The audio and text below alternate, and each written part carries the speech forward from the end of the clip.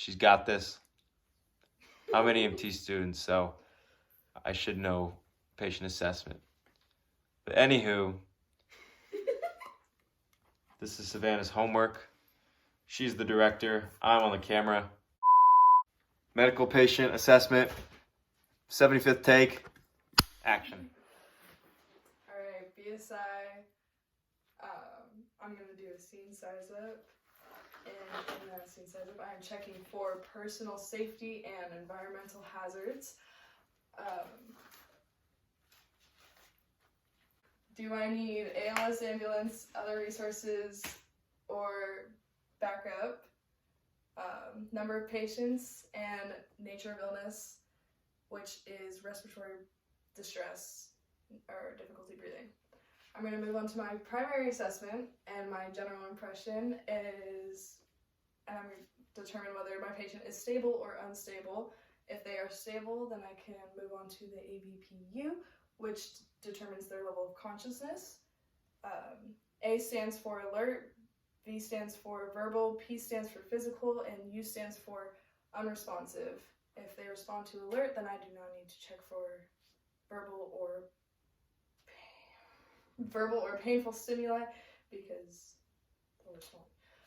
Chief complaint is why I'm there, why they called. ABCs, I am assessing their airflow or their airway, if their airway is patent or occluded.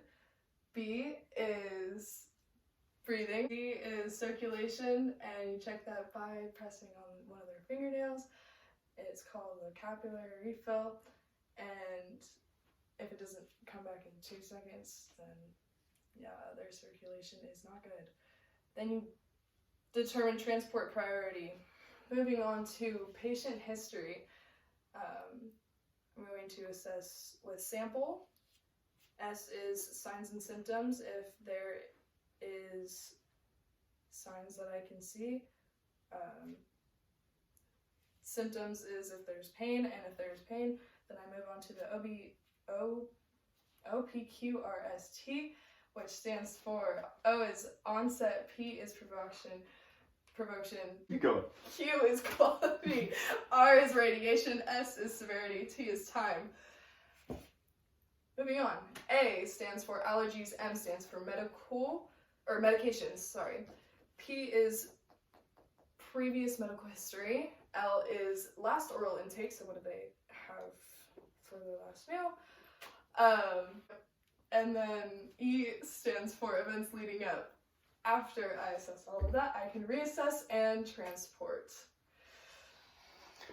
Yikes! Wait. Take my clothes off. Wait.